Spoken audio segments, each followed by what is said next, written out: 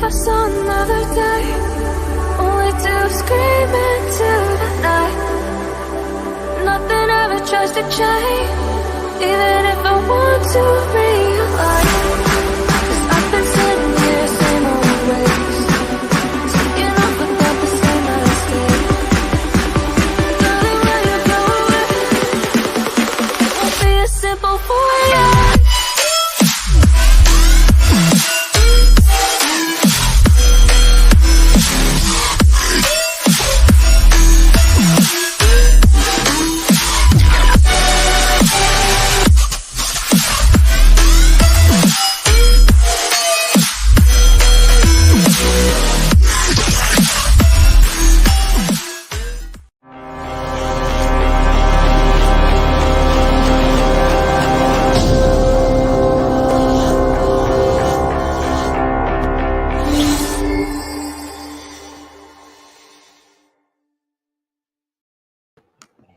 Yo guys, Old Man G here, back again. It's one of the few MUFC Transfer Talk shows, just because there's a lot of stuff coming out now.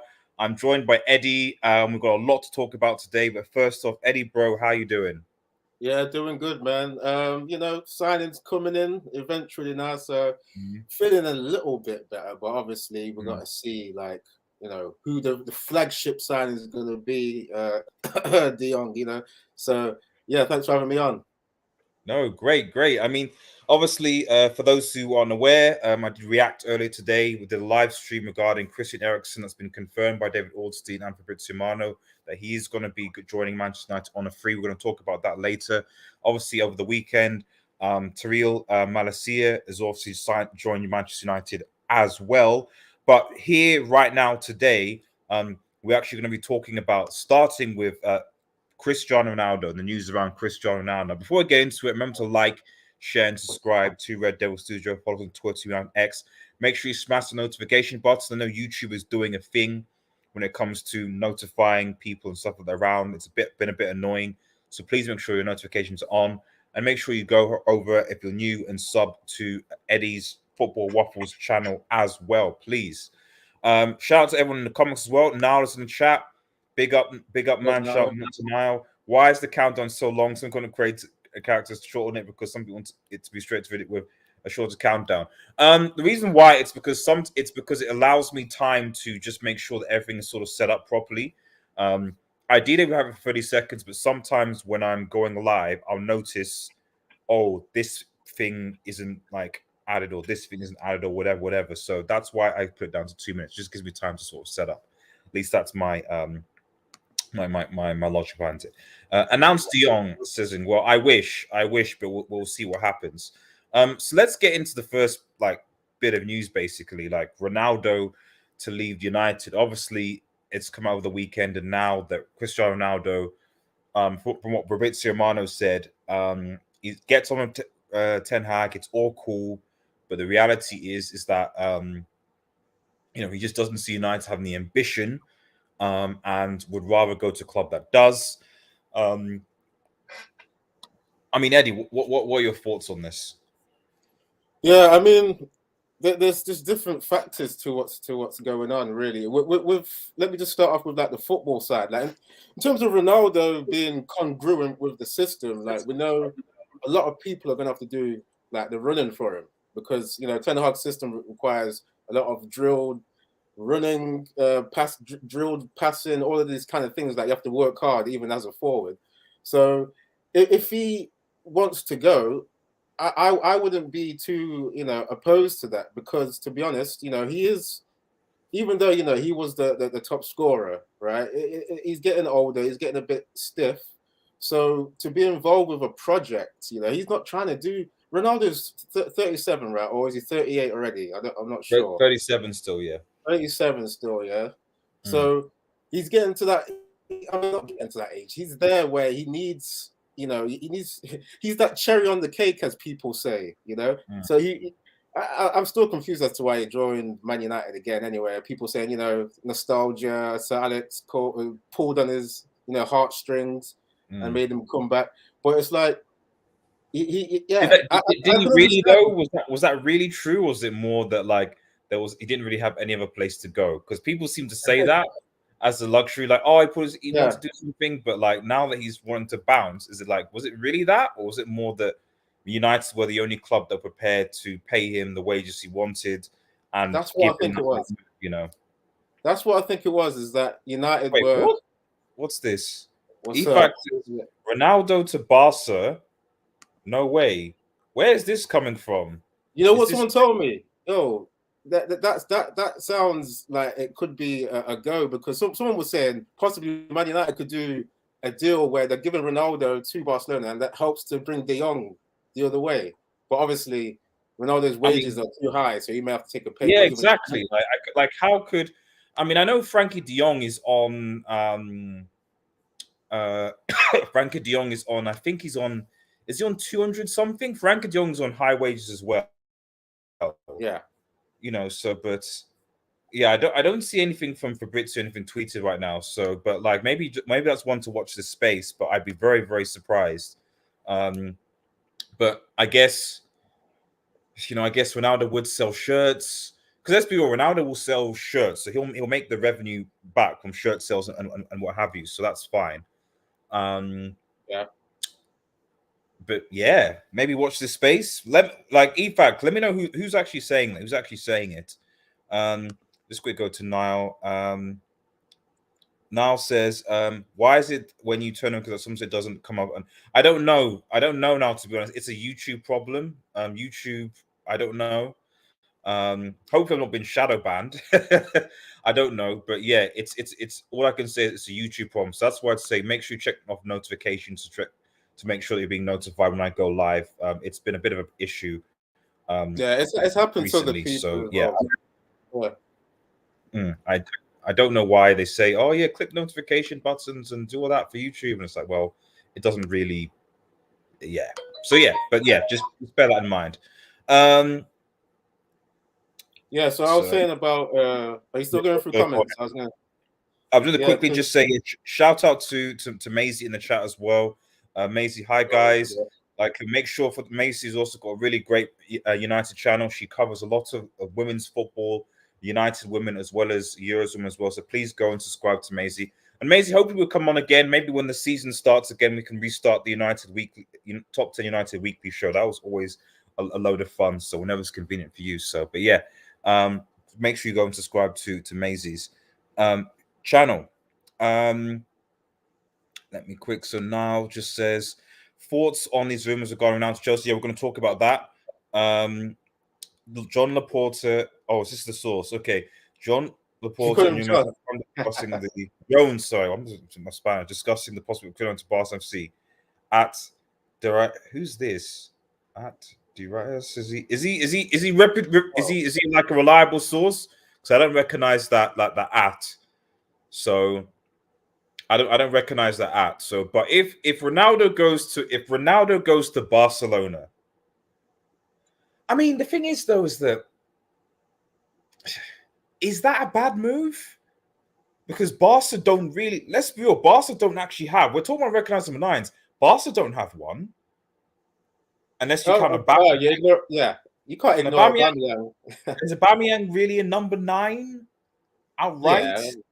Yeah, I mean, especially when he's getting older now. He's not going to be doing too much wing play like he was doing at Arsenal. He will be back in the centre. He's basically like a Ronaldo level, not obviously as good as him, but he's at that age where he's like slowing down, where you'd use him as a striker. But you can see them just rotating Ronaldo and Aubameyang, you know? Small feeling in my body think the Ronaldo to leave is fake rumors. And that's a possibility. Mike, I see in the background. It could be. I wouldn't be surprised though, because I do think that it's part that he wants to play in the Champions League. He does, you know. So yeah, because he expected that Man United were going to at least qualify. Like, I reckon he didn't do enough research, to be honest, before he came. A bit like Donny van der Beek. There's so many players that have come where they just get a rude awakening as to where Man United are and how they play, and it just doesn't work out for them. So I think he assumed the United would at least get into top 4. But you know, but to be honest, halfway through the season they all seem to give up. So I'm not sure where he got that from. Did you see guys see Dan Livett could go for fringe case join Dun United permanent as they are trying to bring him back so he can play in the World Cup? That's interesting. We might talk about that because obviously he's United. That's interesting. I've not seen it, to be honest, but that is definitely interesting. Because it's interesting in the sense of like I feel that we do need to do a City and a Chelsea and start potentially selling some of these young players off that we know realistically do not have a chance at Manchester United. Yeah. You know, if we're signing all these young players, bringing them in, at the very least, we shouldn't waste their careers. If they don't have a chance, if they're not going to come pre-season, you know, then they should be moved on, or at the very least, a loan deal should be organised before pre-season. At least that's what I think anyway. And you know what? I want to see Ten Hag get a chance to like be working with those youth players as well. See who he can bring into the first team as well before, you know, people are sold on as assets. You know, I want to see some of this fresh blood come in. So yeah, I agree. That's fair. Let me just bring in Michael into the chat. Sorry, my PC is being brickish once again. It starts okay, and it just seems that when the stream goes on, it starts to become brickish again. So let me just bring in Mike in 2 seconds. It is being brickish, man. Jeez.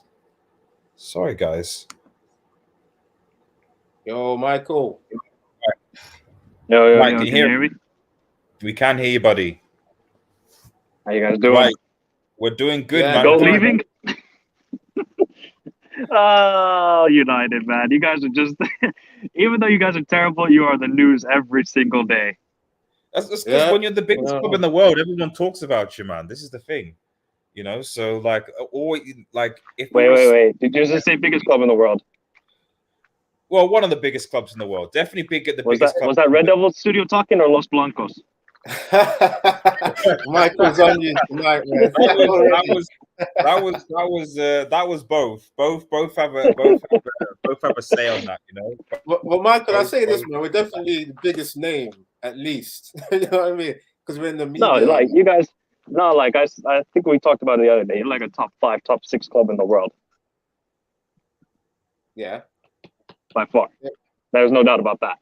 Yeah. It's just right now, you're not even a top 20 club in the world with the way you're acting, with the transfers and everything, and the handling of transfers. But there's a bright future. Yeah, man. I mean, like we're saying, man, we're just hanging on to like just the reputation of being in the news all the time. It's like, you know, there's the whole ambiance of being a big club without playing like the big club football. So yeah, maybe that comes with Ten Hag, you know. Well, we're gonna see what happens. So, Mike, sorry, I'm just going to switch my camera off while I just sort out this connection. I mean, what are your thoughts on? Because obviously we've got a few things. I mean, there's people saying that there's reports of Ronaldo wants to go to Chelsea. There's reports on Ronaldo. Well, I mean, Ifak in the comments saying that it's a Spanish source that's saying that Ronaldo might be interested in going to Barcelona as well. So, what are your thoughts on this? On where, if Ronaldo does leave Manchester United, where would he like end up? I honestly see only 2 places, and that is one is Chelsea, and the other one is Bayern Munich. Those are the only 2 options I see for Ronaldo at this point in his career, because he wants to win. Okay, can Chelsea win the Champions League with the squad they have? I don't think so, but it's Chelsea. They won a UCL in 2012 when they shouldn't have won the UCL, so they can always do it.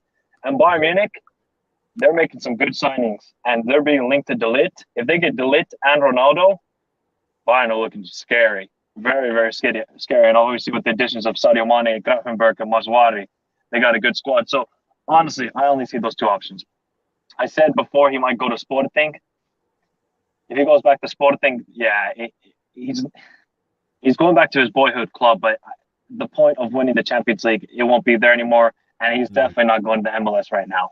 He'll go to the MLS in 2 to 3 seasons, not right now, though. So I think the next club he goes to, it's only 1 season, and then after that, he's going back to Sporting. Yeah. Okay, fair. Mike, sorry. Eddie, man, what are your thoughts? Like, if Ronaldo does leave, do you think he will end up? Do you think there's anything in these Chelsea rumors? Obviously, we hear There's from so many thoughts. Barcelona. Maisie says Sorry, sports. yeah, go on, finish. Sorry. No, I was just saying that. Is there anything in the rumors? Do you think you see him going to Chelsea? Obviously, EFAC said Barcelona. Maisie even in the chat says that he's heard rumors about him going to Sporting. Like, what do you think?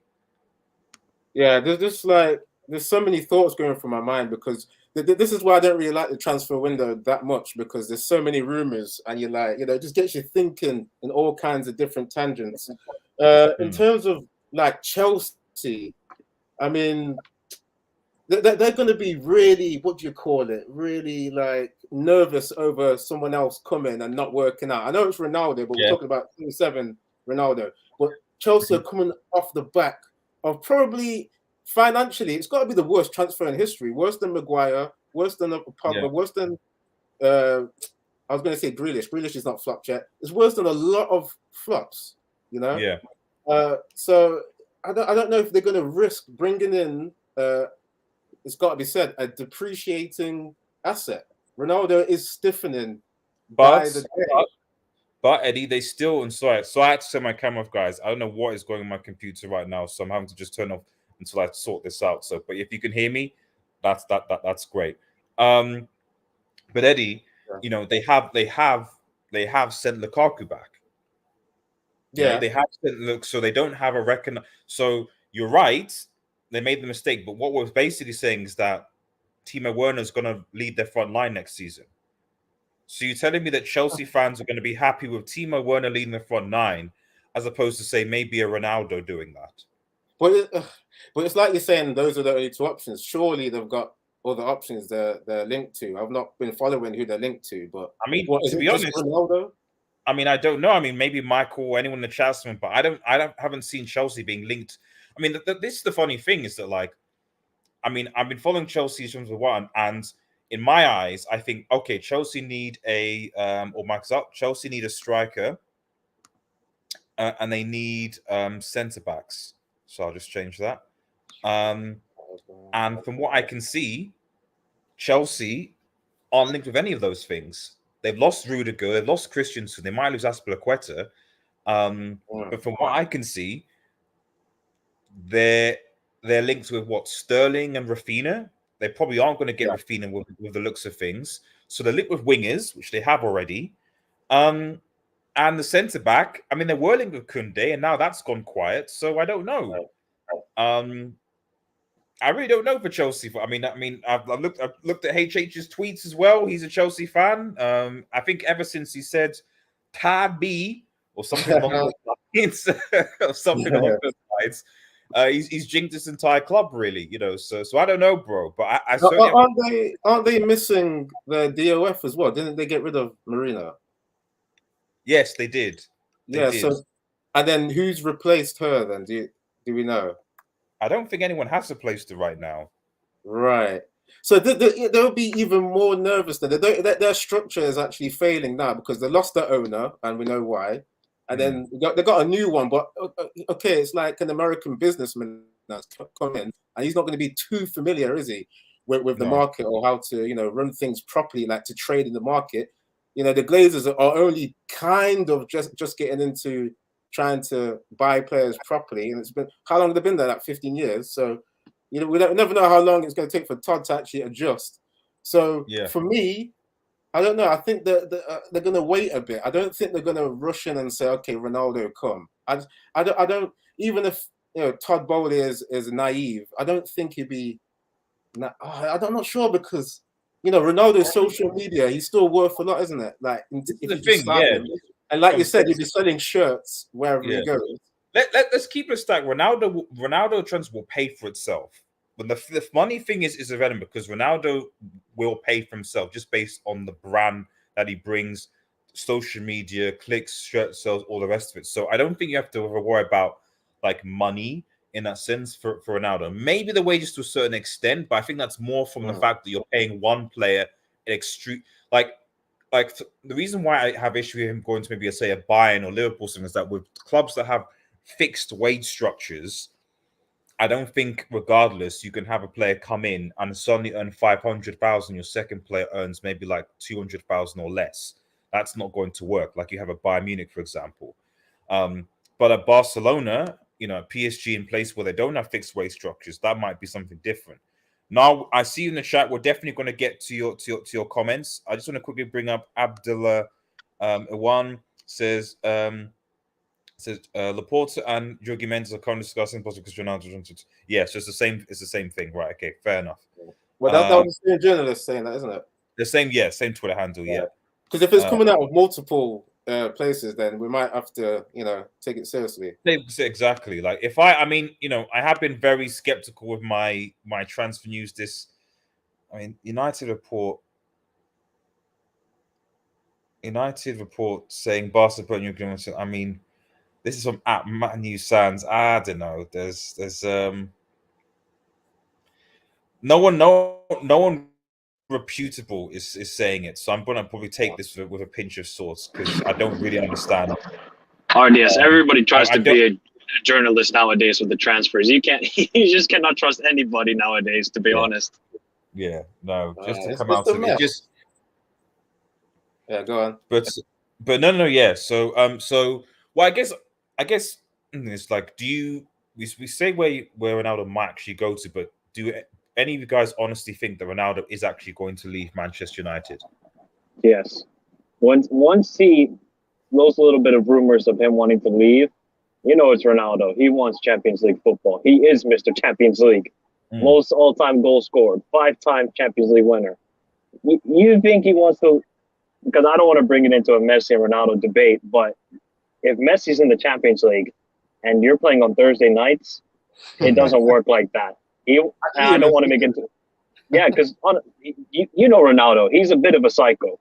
Let's be honest here. He's a bit of a psychopath, and he wants to be the best in the world and be the #1 brand. So I think for him, if these Barcelona rumors are true, and if he goes to Barcelona, that would be one of the most craziest transfers we will probably ever see in football history. It would be like I don't think it would be as bad as like Luis Figo when he went from Barcelona to Real Madrid. Yeah, no, because he went directly from Barcelona to Real Madrid. That's bad. Yeah, that was bad. That was bad. I remember.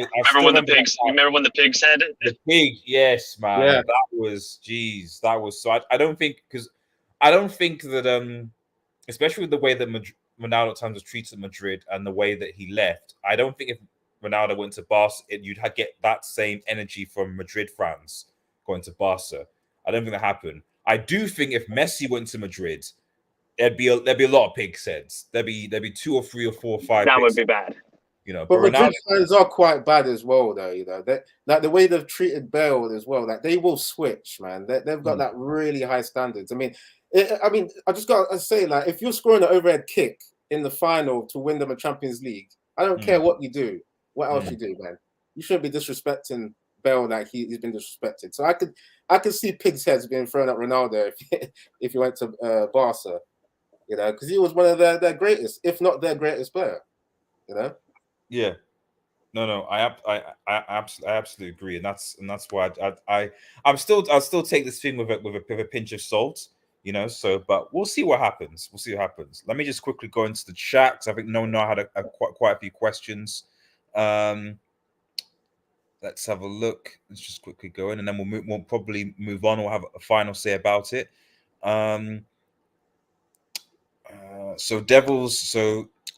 Maisie saying, where would he fit in Barca if Barca want Lewandowski? So I see you're saying that if they want Lewandowski and Ronaldo, where would he fit?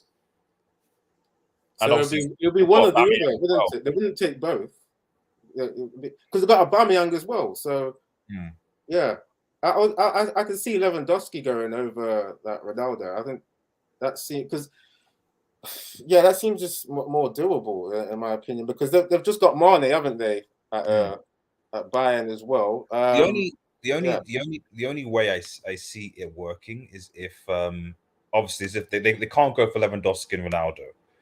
That would be just ridiculously idiotic for Bayern. So for Barcelona. So unless they're doing it, it has to be just because they miss out on Lewandowski because Bayern have played hardball. That's the only thing I think of. Or maybe there's some sort of communication regarding giving Ronaldo for the De Jong deal, possibly. So yeah, I couldn't see how both would work, to be honest, Maisie. I would love that. I mentioned that earlier, and like if Man United were shrewd enough to work out a player swap, plus maybe a bit of cash to get De Jong, like, and then Ronaldo goes the other way. Come on, man, both parties would be happy with that, because like obviously De Jong, he's the flagship signing.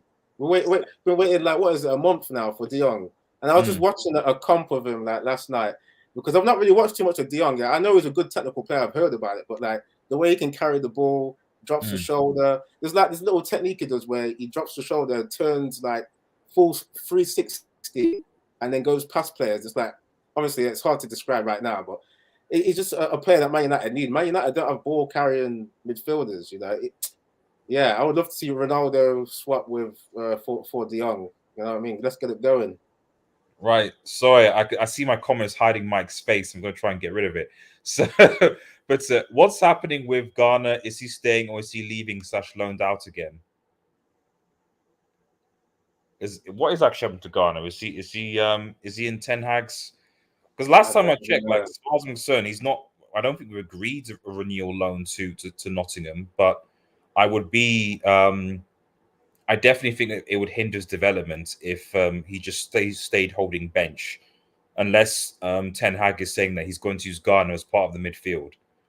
Yeah. So, I mean, I've seen like on other people's channels, like they've been like Statman was interviewing a Nottingham Forest fan, and he was saying that Garner, like obviously he's got potential, and he was saying he's kind of like, you know, a kind of a Carrick-esque player, so like, you know, like technical, good passing, stuff like that. But he was saying like maybe he's not quite ready. Like this is a Nottingham Forest fan talking about him, so he must be very familiar with like, you know, his progression and how like confident he is. So, you know, just going off of that, I would say it would be good to see him in the Premier League. You know, see him earn his stripes there.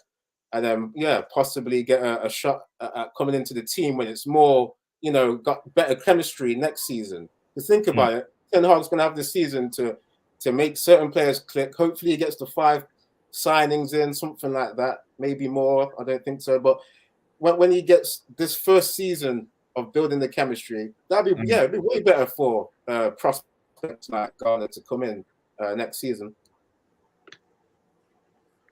No, anyway. I agree. Let me just check if there were any other questions, and then we'll just quickly move on. Now a question for Michael actually says, Michael, can you see Jude Bellingham to Liverpool happening this summer? I wish. I wish, but I don't see it happening. If Liverpool want to sign Jude Bellingham, they're going to do it next season. But I don't think we're going to get him next summer. I just think once you allow that transfer to keep going on for another summer, the other big clubs start fishing in the pond, right? And then once they get a little bit of taste of Jude Bellingham, they all want him. The guy is an absolutely super talented footballer, man. I just wish if Liverpool signed Jude Bellingham this summer, oh boy, that will get me excited, because our midfield is dry. It is dry. I was about to ask you, like, so what you're first looking at? What, Thiago? He's like injury prone. Henderson, who's kind of, you know, he's kind of wearing down a bit. I don't want to see no look back crosses to the back post anymore. I'm tired of that. Well, and then Naby Keita made out of glass too. Remember, Jordan Henderson has more Premier League titles than Gerrard, man. You've got to respect this guy. You've got to respect this man, you know. So, captain of Liverpool FC with a Premier League title and a Champions League, man. So, but sorry, go on, Michael. Go on. Go before I interrupt you. But then we just have Naby Keita. Oh, and re-signed James Milner. Fantastic. And then obviously Fabinho, but he's always going to start. The guy's an absolute rock. But we need a midfielder. If we don't get a midfielder, we're not challenging Man City this season. No way. Who have you guys been linked to? Like, have you been linked to anyone? Nobody. They said our transfer window is done. We're not making any more signings. From what I heard. I mean, I just got to ask you real quick. I don't really get the Nunez signing. I don't get why you're signing like an out-and-out number 9 when you guys obviously we're used to playing the false nine. It's like, so you guys are going to change the system, and then yeah, I think we're going to change. I think we're going to change our tactics a little bit, Eddie. I think we're going to play more, obviously down the wing more. And Nunes is terrible with his link-up play, but if he can be that, deadly striker in the box, he will fit perfectly. Kind of like, because Klopp hasn't had a real out-and-out number 9 since Dortmund with Lewandowski, right? He had Aubameyang, but Aubameyang could play through the front three and in whatever positions. He also had Immobile, but that was a terrible signing. Guys, remember that? He signed Immobile at Dortmund to Jurgen Klopp, and it was terrible. So that was bad. I mean, Nunes, I don't really rate the striker, but if he can get 15 goals in his first season, I'll be happy. But it's a massive gamble, absolutely massive gamble, and especially with City signing Haaland. You kidding me?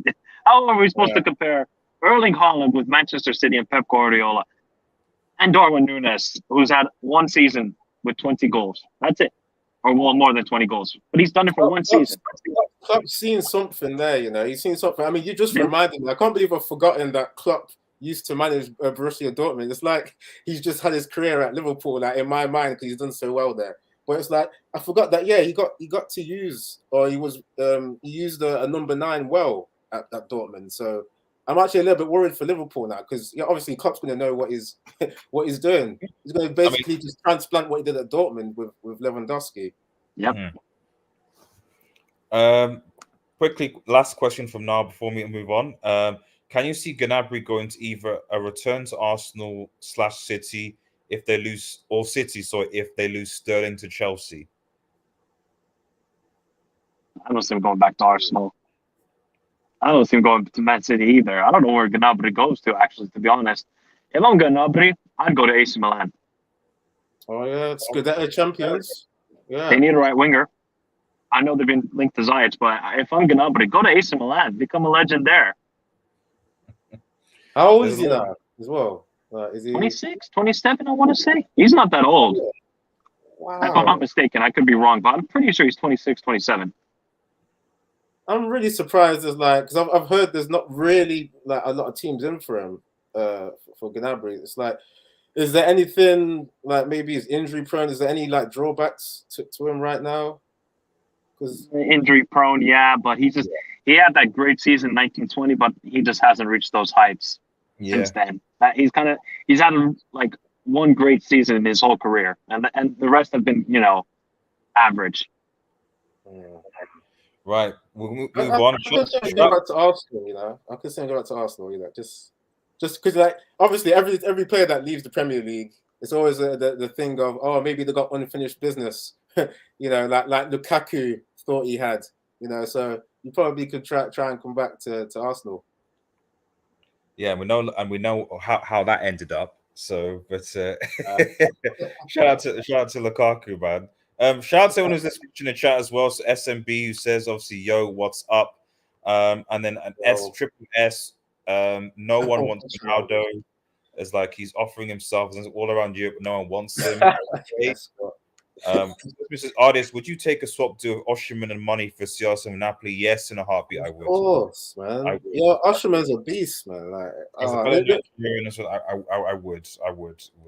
Like the way he can hold the ball up front by himself. Like, obviously, we've seen him play for Nigeria, and when you're up front for Nigeria, even though he's played a few games, you need to battle up front. You need to hold up the ball. You need to fight for all kind of scraps that you can get.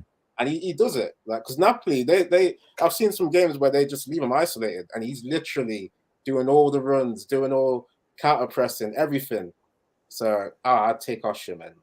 I would definitely. I just don't see, for some reason, Ten Hag like wanting him. It seems like Ten Hag is wanting to. Ten Hag looks like he's like. I mean, at the end of the day, as far as I'm aware, like, he's still, obviously, English is still his first language, and I think he's. Yeah.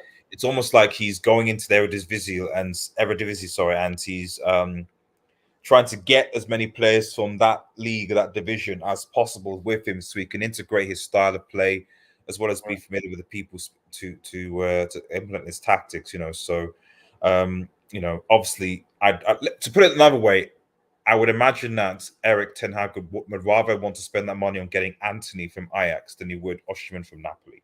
That's basically. Do sense.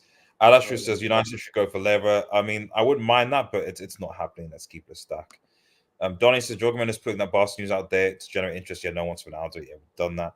And Chainsaw, shout out to Chainsaw. I've been summoned. Respect Stevie G. Oh. You heard the Stevie G slander, and it wasn't slander really. All I just said was that Henderson. I just stated facts. Henderson has won a Premier League title, and Steven Gerrard has not. Stevie G has won a Champions League, and Henderson has won a Champions League. So you just add those two together, and you come to your own conclusions. Yeah, it's just like some facts. They're just hard to hear. I mean, Chainsaw, you just have to take the facts, bro. Remember to like, subscribe to RDS Eddie Michael's channel. Oh, yes, for those who are watching, please do. Thanks, Chainsaw.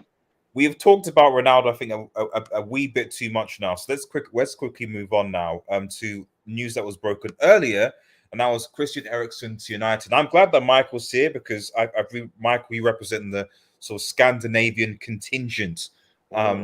When it comes to RDS, I have to give you some bad news. Finland is not part of. Well, we're not Scandinavian, but my Nordic brother. Everybody thinks Finland. Everybody thinks Finland is part of Scandinavia, but we're not like them. Are you more closer to the Russians, kind of that sort of bordering? A little bit, but we're kind of like our own special species, I would say. Okay. I see. We got a mixture of Swedish and then Russian. But yeah, go on. I see. Yeah, and having done history, having heard what happened historically, that actually makes a lot of sense, given the kind of toing and throwing and stuff like that. So, and the Winter War, amongst other things, which wasn't ideal. No, it wasn't for anyone involved. But given that you are at least closer to Scandinavia than we are, what are your thoughts on this Eriksen deal? I mean, first of all, I will say, shout out to Christian Eriksen going from being almost dead to being back playing regular professional football and being in good health. I really, if it means anything, like respect him for that. And I genuinely thought he was going to quit football, but he's got that defibrillator in him. Ajax, I think, gave him the facilities for him to regain his fitness, and he signed obviously with Brentford, who gave him a chance, and he's back. So how do you see this as a good signing for United, and how do you see Eriksen as a player like right now? I think it's a smart business from United. Like, let's be honest, your midfield play in the last couple of seasons has been dreadful. One is because Bruno was good at the beginning; he became a United, right? Fantastic start. Pogba has been unreliable as much as he's very talented. He's unreliable at this point, and now he's gone, of course. And then you have Nick Sauce and you have Fredinho, and those guys have done absolutely nothing. And obviously Matic and Mata and of course Lingard, but they have done nothing. So I think the Eriksen transfer is good because you need to build throughout the whole squad a high quality footballers, and that's what Christian Eriksen is. He's a high quality footballer. Yes, last 6 months with Brentford were good. He kind of basically helped them stay up in the league because otherwise, without him, they would have probably gone relegated because they were going pretty downfall. But I like this business from United because in a way, it's a safe transfer. What is it, 130,000 a week? You're not giving him crazy wages. You give him a platform to thrive on. Now, the biggest question mark I have is what is Erik ten Hag going to do with him? Is he going to play him as an 8? Is he going to play him as a cam? How is he going to fit if Frenkie de Jong comes? How is he going to fit that?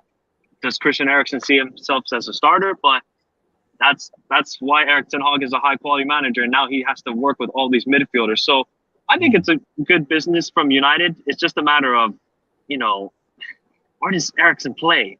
That's the biggest question mark I have. Eddie, what are your thoughts on this? Obviously, as a United fan, like what are your thoughts on this signing today? Yeah, it's interesting that Michael said he can play in number 8 because I'm only used to seeing him at Spurs play at number 10. So what did he play like number 8 for? Inter or Ajax when he was at those places? No, I'm not sure. So he didn't. I think Conte, from what I gathered, didn't seem to be really impressed with the guy. From what I remember, when he's into, like he signed him, but he didn't really use him until probably the latter end of the season, which I thought was a bit weird. So, because from my understanding, he probably did want to go to he did want to go to Spurs, but I just don't think that Conte wanted him at Spurs. So there was something like that. So there was something with that. But sorry, go on. Yeah, and then like just talking about his versatility, it's like I can only see him at number 10, but if he can play number 8, that would be good because there's quite a few players that can play number 10 and number 8 in Man United's team. See, I'm going to contradict myself a bit here because the midfield's lacking the defensive midfielder really, and I'm really hoping like Ten Hag goes with like one holding midfielder and not the two holding midfielders, you know, because I just after Ole playing that and then Mourinho played it as well, it's like I just don't want to see that formation anymore. I got like PTSD from it, so I'm hoping like Ten Hag switch to some kind of 4-3-3 or what he did in his last few games for Ajax is 4-1, 2-1-2. And then we see 2 up front, which I like as well. But coming back to the question, it's like, okay, Eriksen, I know he's a good technical player. Like when he was at Spurs, I mean, I'm going to reference Spurs a lot because that's where I've really seen him. Like I remember RDS was saying he's good at the set pieces. That's good as well. His passing, I remember his passing's always been good. He's one of those technical players where you if you're going to look at like one of his best attributes, I think it would be passing. Right, I think you guys have to remind me if he's one of them guys that really carries the ball. I remember he's more of a passer than a ball carrier, isn't he?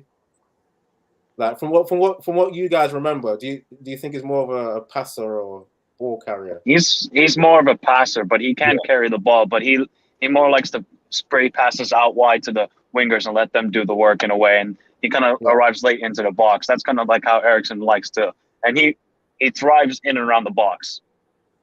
Exactly. So that's why I can only see him playing at the number 10 position, and then hopefully it'd be like Van der Beek. So let me tell you the formation I think that's going to happen. Oh no, I'll just tell you the formation I think that I want actually. 4-1-2-1-2. Right. It would be great to see 2 up front with Eriksen behind them, and then in the 2-8 positions, De Jong and Van der Beek, and then I don't know who would be the holding midfielder. Maybe Fred. But yeah, I mean, I've just got to echo what Michael's saying in terms of getting them for free. You know, it's a good deal to get this kind of player. I was saying, like, behind the scenes, I was saying that I'm not really excited about him coming. But then people have been, you know, saying some logic to me, like saying that, you know, he fits into Ten Hag's style.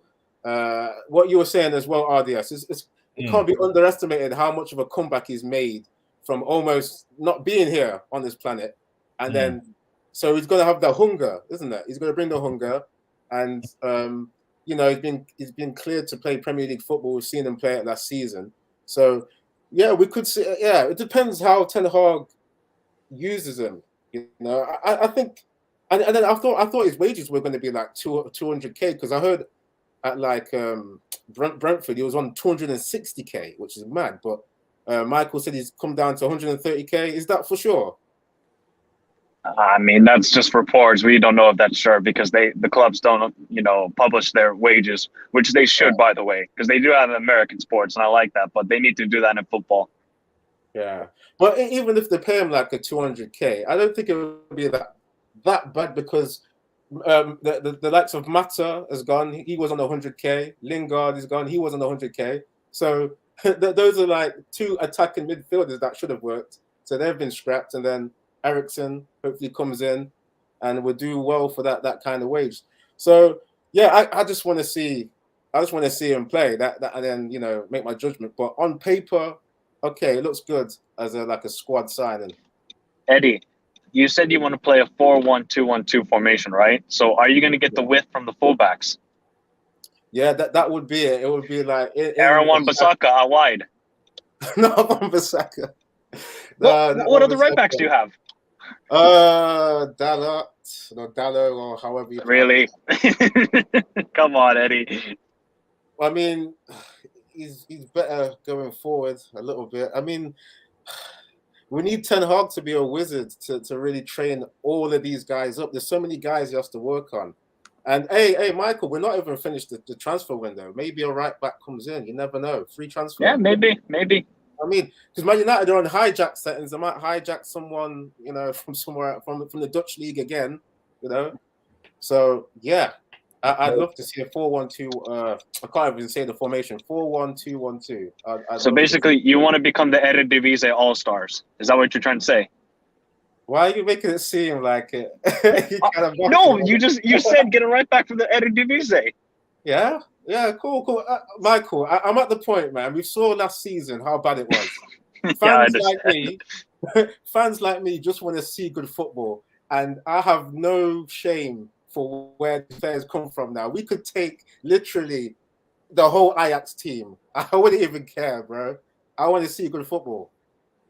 Okay, so you want good football and top four, or good football and not make top four?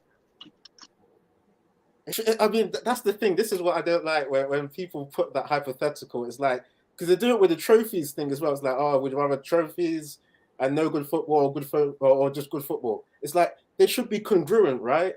It's got to be good football and top four, nothing else. I'm not taking bad football again. I can't do it. Man United, like you said, Michael, the midfield has been so bad at Man United. Yeah, we're expecting some proper. It's not going to be total Dutch football because it's going to take time to implement that, right? Like Klopp, it's going to be a few seasons, but it's got to be great football, especially for people like me and RDS as well. RDS was saying he's a football purist. We have to see.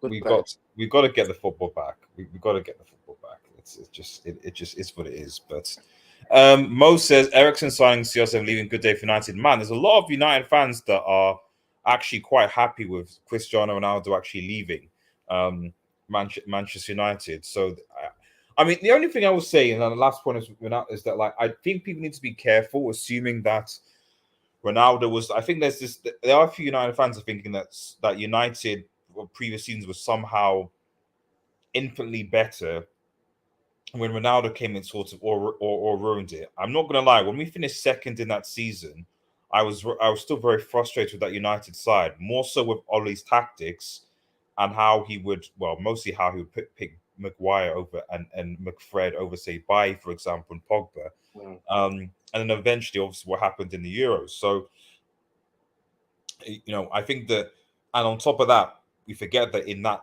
season we finished second, Liverpool had injuries, Chelsea had Lampard, Spurs were rotating with different managers. Like, it's a different context, so people forget the context that those leagues are in. So I hope that people understand that if Ronaldo goes, we're not going. It's not like we're going to go back to that season when we finished second in the league. We're going into a season where Conte has strengthened significantly with Spurs. Tuchel is settled with Chelsea relatively. We'll see what happens with them. Arsenal are going to be Arsenal. City are stronger. Liverpool are stronger. So, and Ten Hag is just new to the Premier League, trying to figure out his way. So I think United fans need to have realistic expectations, because you know what, RDS, real quickly. Yeah, so I was just gonna say real quickly. I hope we don't see that this might be the right manager at the wrong time, because, like you were saying, the amount of competition there for Ten Hag to battle with. I didn't even mention clubs on the rise. So like Newcastle, for example, West Ham doing that thing and stuff like that. So there are other clubs around that are doing their own thing, and we just assume that, like, oh yeah, we're just gonna. If I'm honest, as a United fan, like, I don't expect United to finish higher than 6th this season. Yeah, I agree with that. I don't think that should be the standard. But given what every other club is, I think we're the only team that is starting with a new manager and a new philosophy. Every other of the big 4-6 have had their managers and have strengthened their team. So Ten Hag needs to get used to the Premier League. He needs to have his squad, his team. He needs to get the players that he wants, and he doesn't have that compared to Klopp, compared to Pep, compared to Conte, compared to even David Moyes, for goodness sake. So it's going to be difficult. You know what? Yeah, real quick though, because Klopp is changing his system. I know he's familiar with it at Borussia, but maybe there might be a good chance that it just backfires. That is just going back to, because it's kind of not a dusty formation that you know when you leave stuff in the storage and it collects dust. That's what I'm trying to get onto. And I hope he's rusty with drilling the new philosophy he's going to do now. So that would give Ten Hag a chance, maybe, to get in towards the top 4 or top, whatever. But top 6, like you said. Eddie, to do what? To surpass Liverpool? Yeah. Oh, this guy. Right. Bro. Come on, Eddie. What? Eddie, even though we're going to change tactics, we had the best defense in the league last season. I think we had the same amount of goals conceded as Man City, the 2 best defensive teams. They did. We're good in the back. If we're not going to score that same amount of goals, we might score, I would say, 10 to 20 less goals than last season. But That's big. with the solid back line, we'll still be in contention. I still don't think we're going to win the league. I'm going to say this all summer until we sign a good midfielder. We're not going to win the league unless we sign a midfielder. But we're not going to drop down to United's level because you guys are fighting for top 4. And with the signings Arsenal have made, Chelsea are looking a little bit iffy. Let's not tell that to HH, but they're looking really iffy at the moment. They might drop out of the top 4 race. So United, I know, Eddie, you want sexy football. You want attractive football to get you, connected back to United. Yes. But also, you understand that the value of top 4 nowadays, especially with money involved in football, especially with the Champions League, top 4 is just vital. It's vital. You know what? Speaking of top 4, aren't you worried that you're going to mess up against the other 3 teams in that top 4? Because if I remember correctly, you guys drew every game with the other 3 top 4, right? And now you're changing your philosophy. It's kind of a gamble still because you're not coming off a good head-to-head with those guys, and they're going to be pressing you harder next season. So I think you don't win the league for sure. No, Eddie, I know if it was Brendan Rodgers, I'd be scared shitless. It's Jurgen Klopp. Now, obviously, with Jurgen, he's had 1 or 2 bad signings, but Jota's still there. I just hope if Nunes doesn't click, my God. Yeah, but see, Jota is a horrible footballer, but Jota gets you goals. That's what he does. He's a horrible footballer, but he gets you goals. So, look, if we're not going to get the getting press in Liverpool that we had last season and the last couple of seasons, but it's going to be a new evolved Liverpool, and we'll see what happens. And if it doesn't click right away, there's going to be a lot of questions asked. Let's quickly move on to the final topic. I mean, obviously, this happened over the weekend. And shout out to Matthew in the chat, man. Evening, Matthew. Hope you're doing well, buddy. Yes, hope you're doing well. Always good to see you. Always good to see you, Matthew. Thanks for tuning in, buddy. Remember, guys, if you're new to the channel, please hit the like button. It helps with the algorithm. Or if you can, after the video, if you could comment on the video, that also helps with the algorithm as well. It goes a long way. But let's quickly talk about Malacia, man.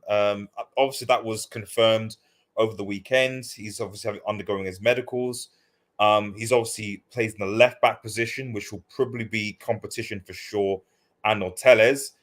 My understanding would be that probably one of those 2, presumably Telles, is probably going to be pushed to be sold this summer.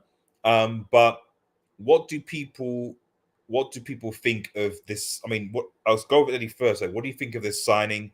Do you think that Malacia, starts for Manchester United? Do you think it's more like his competition? Is he squad? Like how do you see this signing? Because I was surprised he went for a left back, to be honest. I'm glad that we did. If we go for other things, like a forward, a DM, a right back, but fair enough. But how do you see Malacia working in Ten Hag's plans, Eddie? I mean, I'm not too familiar with him. I saw him in highlights for when he was playing for Feyenoord, obviously against Ajax in the cup final, the Dutch cup final. And I remember seeing like him on the left. I've heard other people talk about it as well. Like the way that the amount of trouble he was giving Anthony down that left and giving whoever was marking him down that left. He just looked really sure on the ball. When he's like, I know it's just one game, but sometimes that's all it takes for you to like a player. I remember liking. I'm sure it's Malacia that I was watching, but the way he could carry the ball forward and he was confident on the ball, and he just looked like when you just see someone's stature and their technique on the ball, and you say, oh yeah, that guy's a footballer. He just came across like that. And yeah, in terms of starting, I hope he starts, because I don't want to see Telles again. Telles, maybe with proper coach. This is the thing, there's so many players in there, and this is what the Ajax, the We Talk Ajax guys were saying, weren't they? We've got to hold our point of view on certain players, because Ten Hag could get the best out of certain players, because he's good at doing that. He's good at getting the best out of certain players that you don't think will be good. But yeah, I want to see fresh left back there anyway. Maybe Shaw can be the understudy, and we see Malacia, because Ten Hag's liked him, hasn't he, for quite a bit of time. So maybe Malacia comes in and he just shows up everyone, and then we see him at left back. I heard like one strange stat on the internet is that he had the most shots in the Eredivisie last season. Have you guys heard that? That's interesting. Yeah.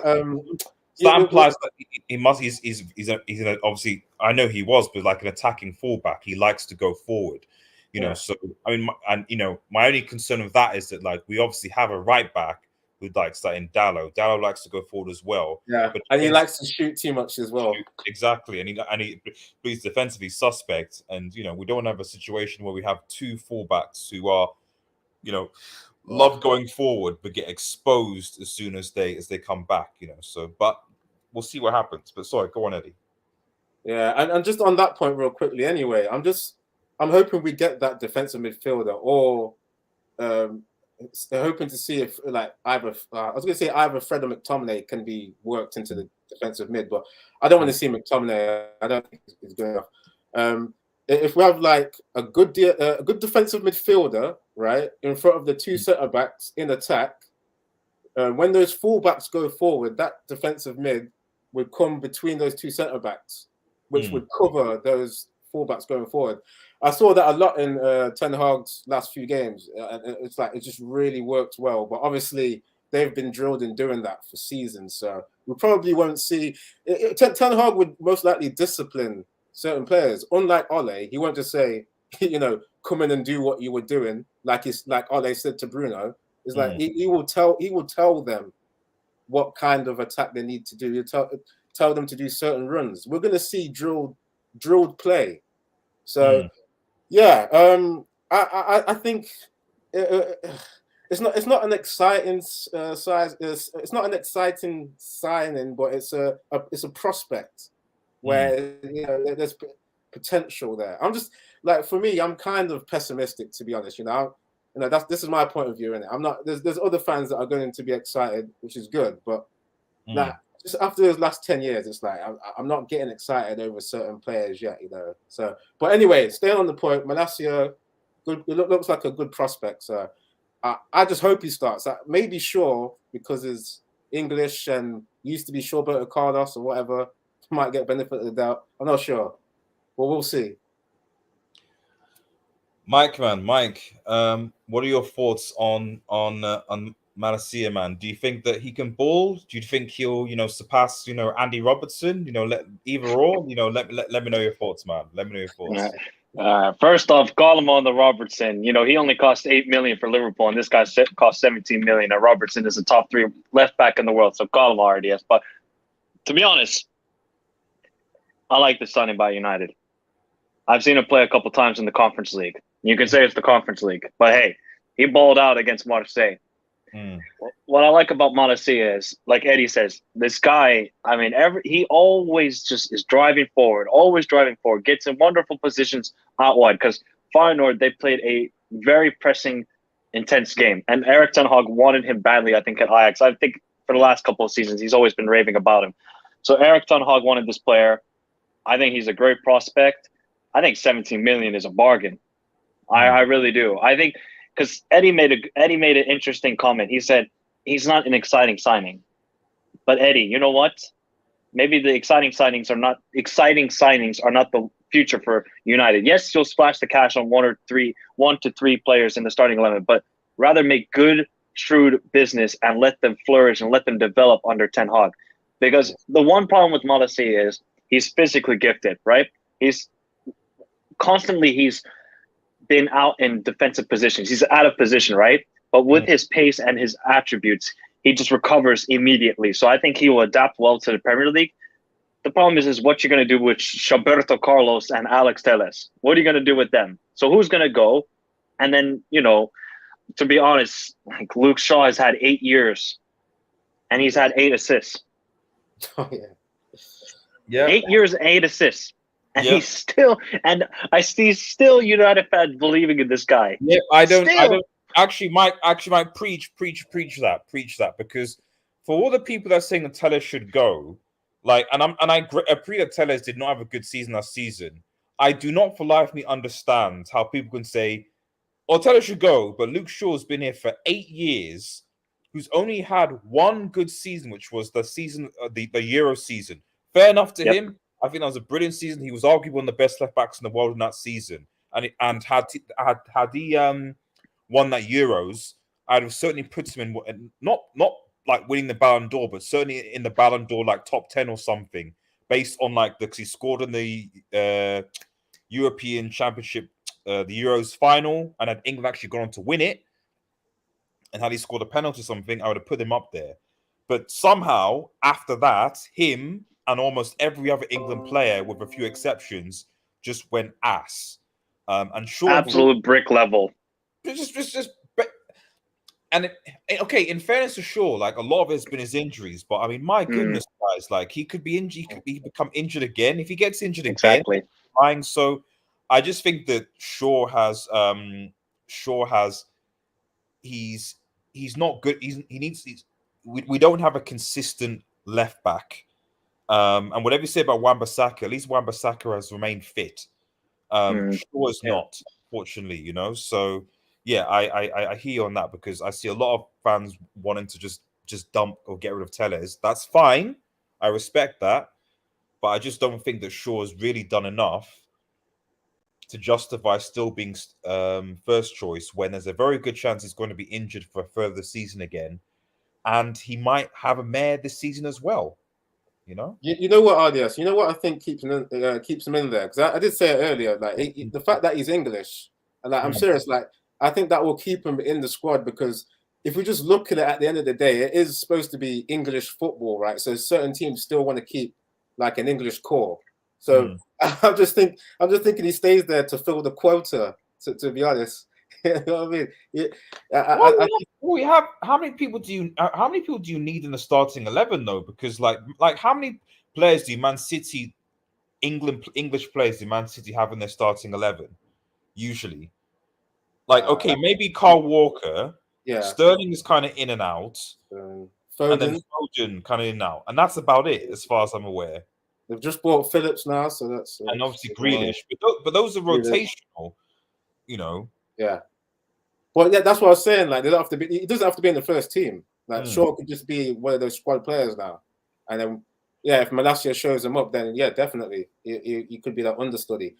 I would say a big thing that could be a deal breaker is his fitness. Him. I mean, you already discussed it with the injuries, but literally I'm talking about his weight. Like, because sometimes even when he's fit, he looks like he's overweight. He's got that. Yeah, he's got the Rooney kind of body. So sometimes. You might, like judging a book by its cover, it may be wrong to judge him, but literally loads of people see that he looks overweight sometimes. So I think if he doesn't get to terms with having a proper diet and staying at a consistent weight, then he could be out, like out of the club. But I think you guys should be really. I'm sorry, it is. No, go on, Michael. Go, Michael. I was just gonna say that. I don't think Malacia is going to start immediately for you guys. I think it's going to still be Luke Shaw. But over the next 2 to 3 seasons, you can see Malacia starting getting more and more starts into the starting 11. I think, honestly, you might say, oh, not an exciting signing now, but 17 million is going to look like a bargain. I just think this guy, watching him play, yes, he's still a little bit raw when it comes to defensively his positioning, but I think he can adapt very well to the Premier League, and especially how Ten Hag wants to play. He wants to play a pressing style of football, wants to keep a possession style of football. Malacia has done that with Feyenoord under the manager. So, and look, Dutch players, they're all drilled to be great on the ball. Well, some of them at least, other than maybe Luke de Jong, because Luke de Jong is just a Dutch lamppost, basically, who gets goals. He gets goals, but he's a Dutch lamppost. And they're always good at pressing. And Malacia is perfect at that. And I think he's now made, 6 or 7 appearances, I want to say, for the Dutch national team. So Louis van Gaal trusts him. So you might look. Louis van Gaal didn't abort this transfer. He didn't tell like Timber, hey, don't go to United. He told Malacia, I guess, go to United and get some more game time, maybe. No, fair enough. Let me quickly, just before we run off, just quickly listen some comments. Let's have a look. Let's go back up. Matthew says, I'm excited. I want to see he has world-class potential. Mawada says, and he says Eric wanted him at Ajax because he pocketed Anthony. Can I just say real quick? Yeah, I did say earlier, that it's just my opinion about him not being an exciting signing. It's because for me, I want to see like a big midfielder come in. Obviously, De Jong is on, is in negotiation. It's like it's got to take one of these big players to like get me excited. Because for me, sorry, I just don't forget the last 10 years. I can't just be like, even though, in isolation, just looking at Malacia, looking at like I said, he looks good on the ball. Okay, but it's just like he's a left back. To be honest, it's just a left back. Like I want to see one of these core players come in the midfield or up front or wherever that can really have that mega influence. But Malacia may have. But Eddie, you see how vital fullbacks are nowadays in football? Look at City's fullbacks. Look at Liverpool's fullbacks. Obviously, Real Madrid won the Champions League, and they didn't have the greatest fullbacks, but they were still defensively capable. So, fullbacks are one of the most important positions now on the field. Right. It's because I'm just not used to it at Man United. So we're going to see it that these fullbacks are going to be more important than. Okay. I mean, to be honest, I can't remember the last time that Manchester United actually had good attacking, all-rounded fullbacks. And Michael's right, like football as well, where like almost all the top teams, one of the things that differentiate, like you can make a case that the Matic, Pogba, Bruno midfield could do something to other midfields. But to be honest, the fullbacks that like United in the last 5 since Alex Ferguson has left have not had any fullbacks the same quality as Robertson and Trent. And Cancelo and Kyle Walker, for example, we just haven't had anyone that's even near that, So I would say the last one near to it was Patrice Evra. Yeah. And we haven't had anything better since, So I do think that that's an area that even though people are, we need to get midfield, we need to get DM. Yeah, we need to get a DM, but we also need to actually have like good fullbacks and stop relying on fullbacks, i.e. Shaw, that just aren't good enough. Mawada says starting Dalot and Telles off last year was one of the main reasons we had our worst ever EPL. Both need to go. I don't think so. I don't think you can blame. I don't think you can blame them. To be honest, there were games where Dalot I actually think was very good in a lot of the games in his positioning. I don't think defensively was always good, but I don't know. Yeah. I don't think you can blame it specifically on Dalot or Telles, to be honest. Telles actually, after a while, barely played. In the second half of the season, Telles wasn't really involved that much, to be honest, compared to Shaw. And Dalot, I don't really. When Wan-Bissaka came involved, Wan-Bissaka really wasn't better, if anything. So yeah, I mean, it just comes back to the fact of like the way that the team transitioned to attacking football halfway through a season. It's like I can't stress that enough. That's just the main problem, and it filters back to the Ronaldo debate that we were talking about, where people are saying, "Oh, maybe he's to blame for the attack suffering." It's an overarching thing of the system changing that just compromised, the wrong style of players to try and play attacking football. So yeah, those fullbacks were bad, but everyone was bad last season. Almost everyone. Anyway. Mikosi from Nigeria, shout to my Nigerian. We need a good striker if we want to go forward this season. That's fair. Where? Who? That remains to be seen. Beef Bully, this season 4-2-1-2-1 or 4-1-2-1-2 or even 4-2-2-2 should be used this year. Yes, it's so flexible, this formation. If we can get a good CDM, then we are in the money. But yes, Beef Bully, you've got a point. But Yeah, are see, we? he's on my wavelength with the 4-1-2-1-2, man. I keep saying it, man. That's the one. You can work so many triangles in that formation. It's insane. But are we going to get a good centre back? That is the key. Are we gonna? I'm just not sure. I'm really, really, really not sure whether we're going to get a defensive midfielder. To be honest, Well, Murto better step up, man. You know. Shaw is a million times better than Tellez. Um, Again, Mo, like I love you, Mo, but some of these takes, like I mean, I'm not saying that Tellez is better than Shaw, but I don't really know what Shaw exactly. He's had one good season, really, and in that one good season, absolutely. But I this mean, season, you can say though that his tackling is way better than Tellez. Like I remember Shaw, like a couple of seasons, you can see it's people find it hard to beat him. yeah, He was even used as centre back. Remember, yeah, in one game against Liverpool. exactly. No, this is the thing. I don't agree that like a fit and a consistent Shaw should be at Manchester United, but my issue is that like when are we going to get that? Like he's always like I can't remember a season when he's been with United from start to finish where he's been fully fit, and even this season when he was like he wasn't injured that much this season, he was terrible. So it's like why are we? He's now I think Luke Shaw must be. I mean Michael, I think he must be in his late 20s now. Yeah. Who, Luke Shaw? Yeah, I think he is. He's in his late 20s now. So we're still like, oh, but it's almost like the Lingard thing, like the Lingard thing, like but Lingard could come good. It's like he's 30 though. Like, Wait, hold Luke Shaw's 26. Yeah, 26. What? That's still pretty young, actually. Oh my God. I mean, Still remember when he was at Southampton. I mean, it's not. I mean, it's not. I mean, I don't know if that's even a good sign or not because if you're picking up these injuries and you're struggling your way at 26. I don't want to go into a Luke Shaw roasting session because I know people like him, but I'm just a bit tired of players that like have been in the club for a long, long time that were still sort of saying like, oh, but maybe they might do something this season because I just don't see that with other clubs, like with with Liverpool, with City. It'd be like Karius, although Luke Shaw's better than Karius, obviously, but let's give him another chance. He's shown some games that he was got potential. So sorry, RDS. When you said Karius, I saw Michael's eye just twitch a little bit. Shout out to my Karius stopped Liverpool from winning a Champions League, man. You know, I mean, what can I say about them? What can I say? Samasi's also in the chat. He's saying Ronaldo to Barca. I mean, I'm getting a lot of this. Is there anything that's actually from a legitimate journalist that's actually confirming this aside from this guy who's constantly being tweeted? No, I don't know.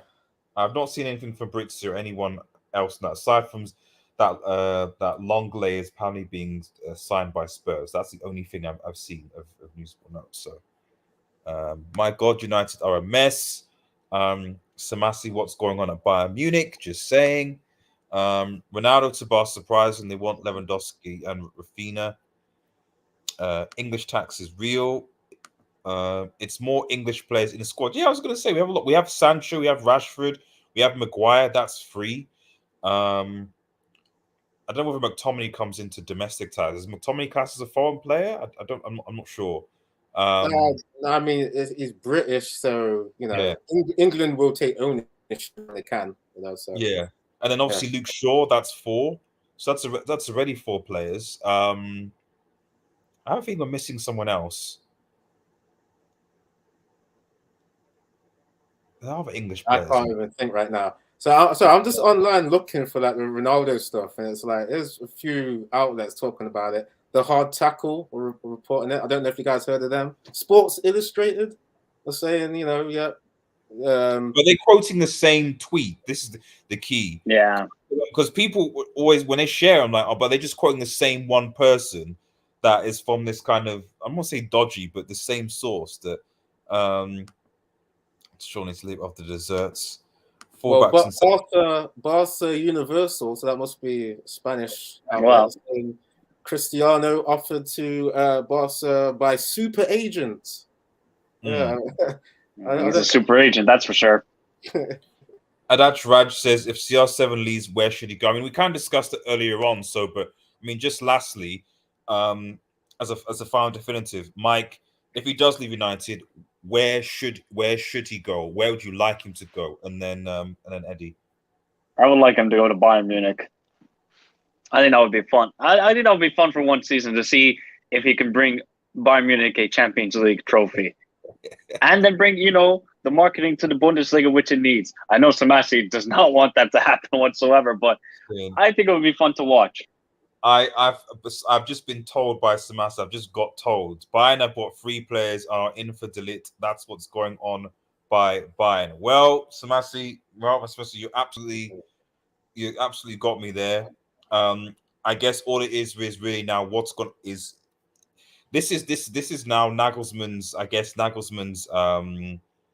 year where Nagelsmann has to show up, because if he bricks it like he did against Villarreal in the Champions League, then people might start to ask questions about him. But unfortunately she agrees because she doesn't want Chris. It doesn't seem like a lot of Bayern fans want Ronaldo at Bayern Munich. When have Bayern Munich signed a 37-year-old or anybody over 30? Never, as far as I'm aware. Exactly. Yeah. So I doubt they would. I doubt they would. That's the logic, because like they have transfer plans all the time that they don't do any kind of panic buys, which Man United love doing. Man United are the top team for getting players over 30. I mean, come on, man. We can look through the Hall of Fame for strikers that have been at Man United recently. The likes of, I mean, even during Sir Alex's tenure, when we saw the likes of Larson come in, and he was, what was he, up 38 or something when he came in, and then obviously we're seeing Igalo, Cavani, Falcao, and now Ronaldo. Obviously, Ronaldo is an exception because he's such a legend. But yeah, I can't see him going to like a Bayern because they're organized and they're a football club, aren't they? They don't just look at commercial stuff. They look at the football and they want to balance it with commercial. So to sign Ronaldo, who has no sell-on value, or he may just play a season, and like I said, he's stiffening. That's Ronaldo is just the best one-touch finisher. But yeah, I can't see anyone wanting him really, unless if we go back to when we were talking about Chelsea, like Todd B, yeah, he could be. He could be. Someone needs to hold that guy account, because ever since he said that, Chelsea have not made a single signing and they've not been linked to any of the other signings. So. Artists, can you imagine the stream if Ronaldo joins Chelsea? I wouldn't be there. Well, that's his goat, isn't it? That's his goat. So that's his goat, exactly. Exactly. So to go from we're gonna get Dembele, we're gonna get Rafinha, we're gonna get Neymar, to none of those players. We're gonna get Koundé, sorry, none of those players who signed Ronaldo. Like, would just be absolutely epic. It would. I can see Chelsea getting them now. I've actually just made my mind up on that, because Todd B is going to probably have that stereotypical mindset of just going for that commercial value, like the Glazers do. You just be looking for commercial signings. Yeah, statement signing. Hey, look, I'm Manchester United in manager, like statements. Yeah, statement signing. Yeah, I think that's how we go about it. But yeah. Because the problem for Chelsea is they don't have like the backroom staff or the sporting director in place, so they don't really have a plan on what they want to do for the future. So they kind of think, all right, let's just go crazy for one season. Let's just sign all these crazy players and see if it works for one season, and maybe it brings trophies, maybe it doesn't. And the commercial they would get from signing Ronaldo, my God, it'd be crazy. Oh man, I really hope Chelsea mess up. Yeah, like we're saying, they start panicking. And then, Klopp at Liverpool just messes about with that new philosophy, and it backfires. And then Man United could have a chance of gate crashing. Eddie. I like how you keep going about Klopp and the new tactics. What about Pep Guardiola with an actual striker? How about that? Yeah, see, I've forgotten about that as well. This could be a season where Man United, could. I'm dreaming. I can't even finish the sentence. Yeah, I'm like. Oh, I was gonna say. I'll be on Madrid still, so I still have to keep an eye on things. So have to keep an eye on things. Right, guys, let's sound off here. Thank you guys so much for going out. I appreciate Eddie and Michael during the panel as always. Guys, thank you so much for those who are in the chat as well, for those who get involved. Really, really appreciate it. We do have a lot of stuff going on. Sorry, there's just a few more questions. Eddie says, Eddie, you forgot. Oh, Tottenham, yeah, Spurs. We can't forget Spurs, actually. But what about Spurs, though? Zachary says Liverpool should have got a midfielder. That is true. What do you think about Michael? That is true. Do you think Liverpool should have got a midfielder? Heck yeah. That's why we need to sign either Jude Bellingham or Barella. If we could sign one of those two guys, I like the Liverpool squad. CR7 is a... Zach says, I just joined. Bro, you just joined.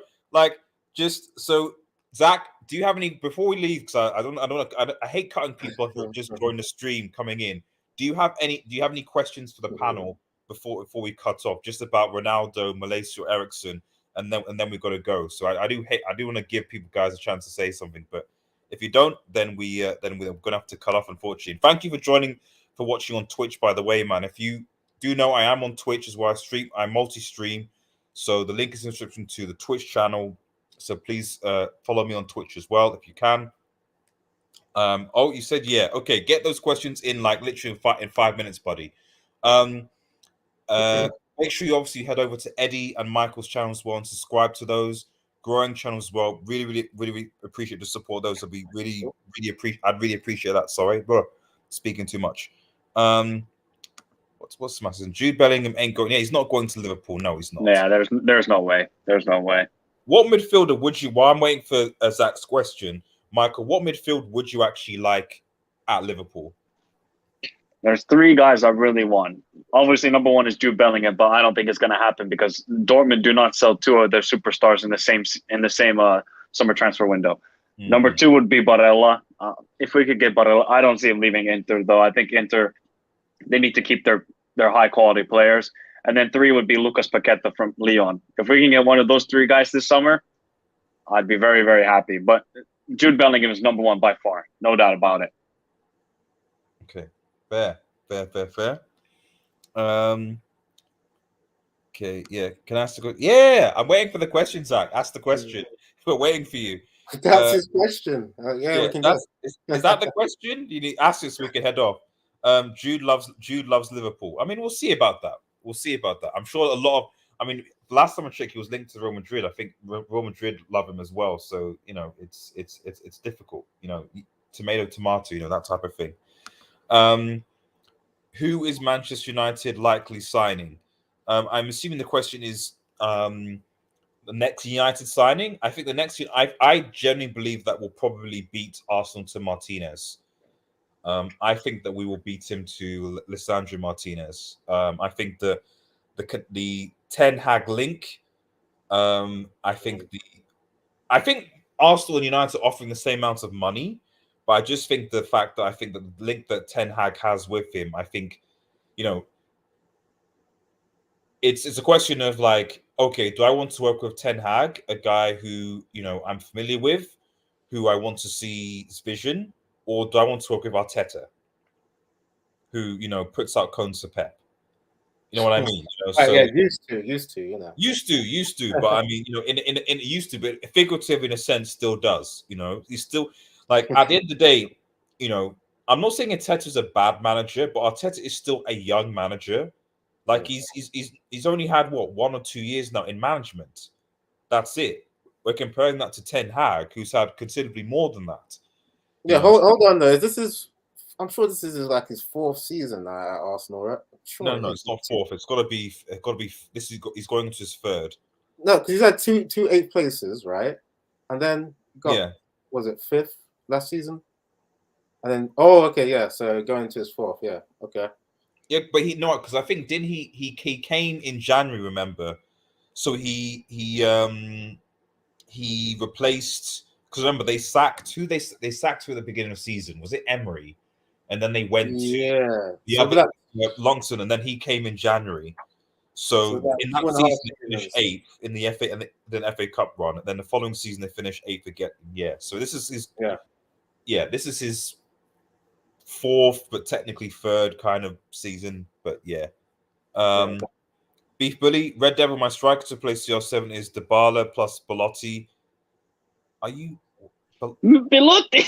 Oh, come on, man. Why are you looking at Belotti, Michael? Belotti, man. Hey? No. Arnie, I need the bricks. No. Michael. I need to, okay, yeah. Remind me. I need to start getting the animations now. I'm gonna start purchasing animations, bricks, all the rest of it. So what the hell? All these different. I don't know if Beef Bully has seen Belotti play, but yeah, no. You're saying it. You're saying it again. You're saying Red Devil. Would you but to replace? I would take Belotti and Dybala both in their peak and free. No. He's a Euro championship winner. Yeah, no, he's got to be trolling. He's got to be trolling about Belotti. I think he must be trolling about Belotti, man. You've got to be trolling. I know they're free, but they're free for a reason, So, like, I mean, Dybala. To be honest, I think Dybala is incredibly overrated. Incredibly overrated, and he would demand high wages. Incredibly overrated, RDS. Yes. Massively overrated, this guy. Massively. Like, what he's not done anything in the last 5 years. Because he's injury prone. That's his problem. But, man, the guy, he was fantastic in 2017, 2016. Yeah, 2017, 2016. But that was 5 years ago. And I know. He's done absolutely and I don't want United to keep on going on this path of buying hyped players who have not delivered recently, who are coming towards potentially the end of their career, and it's like, well, let's hope he delivers something for Manchester United. No, let's go with actual potential and talent. And Belotti, no. If you want me to strike it, people, if you want me to answer the question, striker, if we could, Victor Osimhen. We've already said that. Yeah. Victor Osimhen for Napoli. I would take him, but he's probably to be too expensive. You know what? Yeah, I don't know if Matthew Bassett's still in the comments. I was talking to him recently about Lautaro Martinez. Like, how would that be a possible? He will not leave Inter. He will not leave Inter, Eddie. Well, obviously a good player. It's like all of these good players. It's like the Man United's ability to attract certain players now. It's just gone down. It's just like. Yeah, players like that are like a dream now. It's just the only way you could sign him if you threw 120 million at Inter. That's the only way. And any signings that are like 100 mil, it's like I just look at the flops now, like Lukaku, and I just can't get away from thinking of him. I don't want to see anyone have that pressure. Oh no. So here's the question from Zach. Turn notifications on. Thank you so much. Please do. Because otherwise we won't get notified when we go live. I am trying to increase the amount of shows that are going on this channel, by the way. We've had a few suggestions. The What If series is coming. So I just need to get a co-host, but that What If series hopefully will start to come. I'm also trying to do a weekly show called The United Forum, which is just going to be just basically a very relaxed, chilled, open kind of hangout where people can just talk. It's almost like a venting stream where people can just talk about all issues regarding United, the club, but just in a relaxed kind of sort of setting, food, drinks, all the rest of it, just chilled on a Friday night, just people just relaxing and just getting involved. And then usually on the Sundays, we're going to have a debate. So hopefully this Sunday evening, we're going to debate the best United centre-back on Sunday. So that will be coming in, and we'll get our versus battles as well. I was supposed to do a versus R9 versus CR7, but I don't have anyone to debate. So if there's anyone that is willing to want to come on the debate show on the versus, please DM me if you're listening and let me know. This week, it should be R9 versus CR7. That's what who are you defending or promoting in that one? I was going to do CR7, but to be honest, I'd rather get two people that don't include me so I can moderate. I much rather prefer that. So if anyone's I'll defend R9. Oh, so Michael depends on the day though, but yeah, I'll defend R9.